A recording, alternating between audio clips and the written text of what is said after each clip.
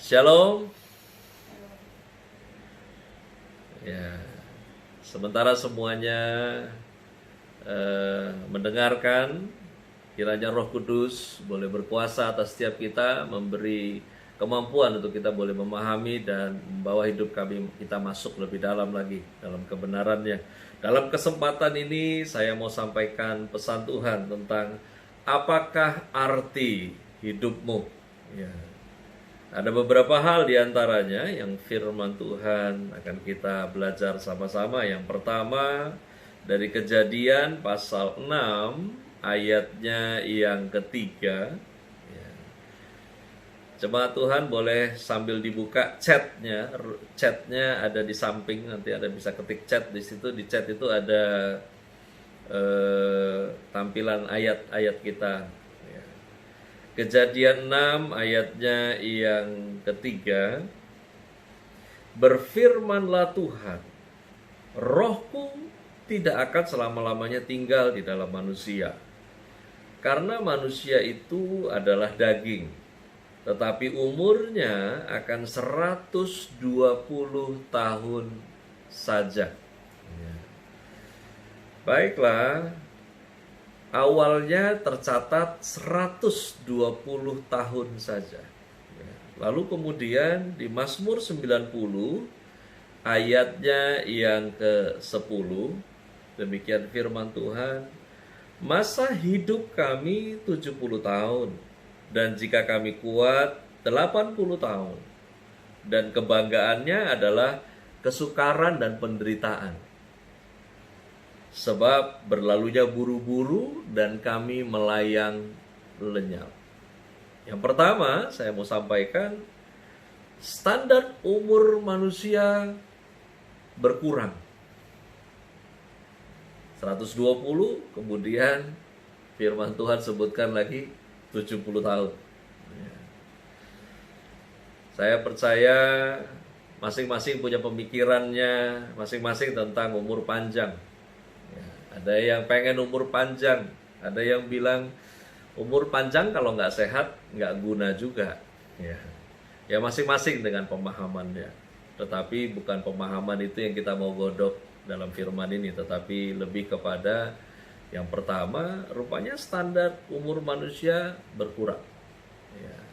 Lalu kemudian yang kedua, masih apakah arti hidupmu? Pengkhotbah pasal 2 ayat yang ketiga katakan demikian.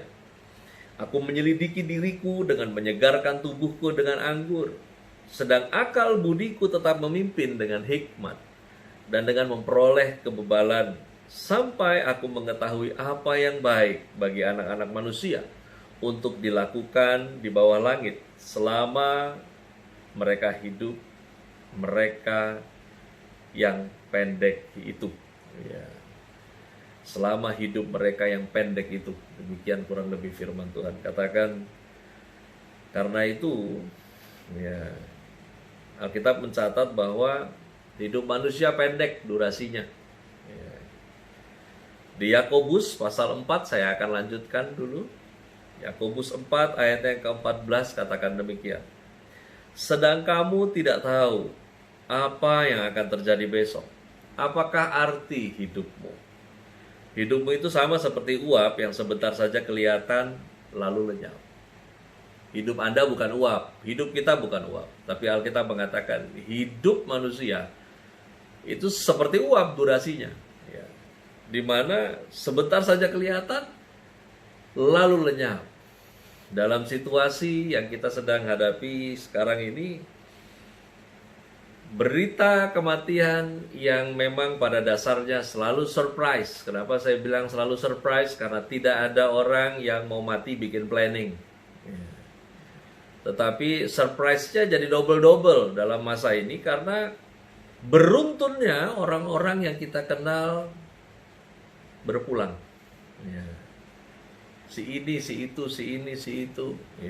Hari ini saya baru dengar lagi informasinya. Pendirinya bakmi kesukaan istri saya meninggal yang di Matraman, suami istri. Semoga masih buka itu regenerasinya. Begitu banyak ya para hamba Tuhan dengan list yang cukup panjang ya, dan waktu yang sangat singkat di mana si ini meninggal, si itu meninggal, si ini meninggal, si itu meninggal. Ya. Pastinya yang saya mau sampaikan yang kedua begini. Apakah arti hidupmu bahwa manusia hidup lebih penting daripada berapa lama manusia hidup? Saya ulangi ya. Saya ulangi sekali lagi. Bagaimana manusia hidup lebih penting daripada berapa lama manusia hidup. Ya. Itu yang kedua. Ya. Berapa lama nggak penting. Yang penting bagaimana Anda hidup. Ya. Lalu kemudian yang ketiga, dari Amsal 20 ayat 24. Langkah orang ditentukan oleh Tuhan, tetapi bagaimana manusia dapat mengerti jalan hidupnya. Saya lanjutkan kembali dari Ayub 12 ayat 9 sampai dengan ayatnya yang ke-10. Siapa di antara manusia itu yang tidak tahu bahwa tangan Allah yang melakukan itu? Bahwa di dalam tangannya terletak nyawa segala yang hidup dan nafas setiap manusia. Wow. Pertama dikatakan langkah orang ditentukan oleh Tuhan. Bagaimana manusia dapat mengerti jalan hidupnya? Kemudian Ayub melanjutkan bahwa dalam tangan Tuhan terletak segala nyawa yang hidup dan nafas setiap manusia terletak dalam tangan Tuhan.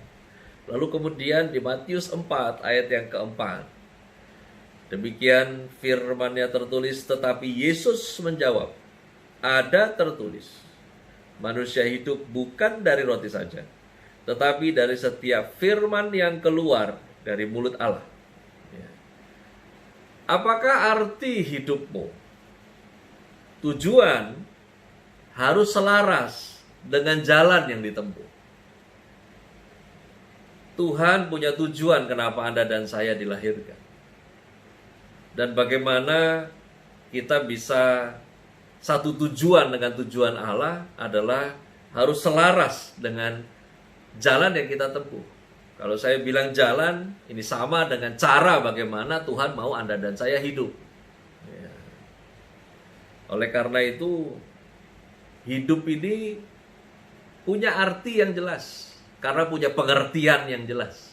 Tentang bagaimana kita sampai pada tujuan, sehingga kita tahu lewat mana kita harus lalui. Nah, yang terakhir, yang keempat. Dari Kisah Para Rasul 24 ayatnya yang ke-16. Sebab itu aku senantiasa berusaha untuk hidup dengan hati nurani yang murni di hadapan Allah dan manusia. Saya lanjutkan kembali di 1 Petrus 4 ayat 6. Itulah sebabnya maka Injil telah diberitakan juga kepada orang-orang mati, supaya mereka sama seperti manusia, dihakimi secara badani, tetapi oleh roh hidup menurut kehendak Allah. Saya lanjutkan lagi dari Mika 6 ayat 8. Hai manusia, telah diberitahukan kepadamu apa yang baik, dan apakah yang dituntut Tuhan daripadamu selain berlaku adil, mencintai kesetiaan, dan hidup dengan rendah hati di hadapan Allahmu.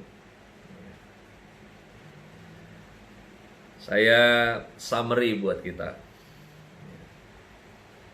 Apakah arti hidupmu menjadi berarti ketika kita ini mempersembahkan hidup kepada Tuhan, kemudian membagikan hidup kepada sesama. Maka itu di awal ayatnya katakan, hidup dengan hati nurani yang murni di hadapan Allah. Hati nurani yang murni di hadapan manusia. Karena tidak ada yang hidupnya berarti kalau gak dibawa kepada Tuhan. Nah, kalau sudah dibawa kepada Tuhan, Anda harus bagi hidup Anda kepada sesama. Ini masa-masa yang gak mudah. Ini masa-masa yang sukar. Yang punya pekerjaan ada pengurangan. Yang gak punya pekerjaan nggak usah dibahas deh, udah susah. Ya. Masing-masing punya pergumulannya. Ada hal-hal yang kurang dari hidup kita. Saudara, sesungguhnya melihat kondisi yang ada, yang nggak punya dengan yang punya, sebetulnya sama-sama bisa menikmati. Masalahnya, ngerti nggak arti hidupnya? Yang nggak punya terpelihara. Yang punya takut kalau apa yang dia punya habis. Kan begitu-begitu aja manusia ini. Ya. Saya percaya bahwa setiap kita diadakan Tuhan, ada sekarang, untuk bawa hidup kita kepadanya, dan tentunya bisa kita bagikan buat sesama. Di ayatnya berikut dikatakan, oleh roh kita hidup menurut kehendak Allah. Mulai dari rohmu, jiwamu nyambung, kelakuanmu ngikut. Karena itu disebutkan, ada hal yang dituntut Tuhan kepada manusia. Di antaranya dikatakan, berlaku adil, mencintai kesetiaan, hidup dengan rendah hati di hadapan Tuhan. Saya nggak sedang berkhotbah nakut-nakutin tentang kematian. Karena sesungguhnya menjadi orang percaya, berani mati itu nggak penting. Tapi berani hidup buat Tuhan, itu jauh lebih penting.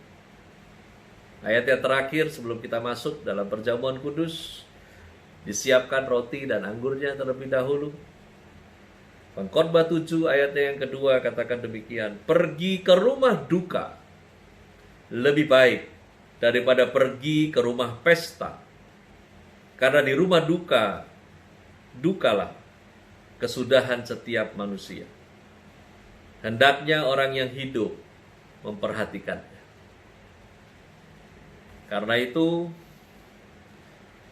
ketahuilah bahwa standar umur manusia berkurang. Bagaimana manusia hidup jauh lebih penting daripada berapa lama manusia itu hidup.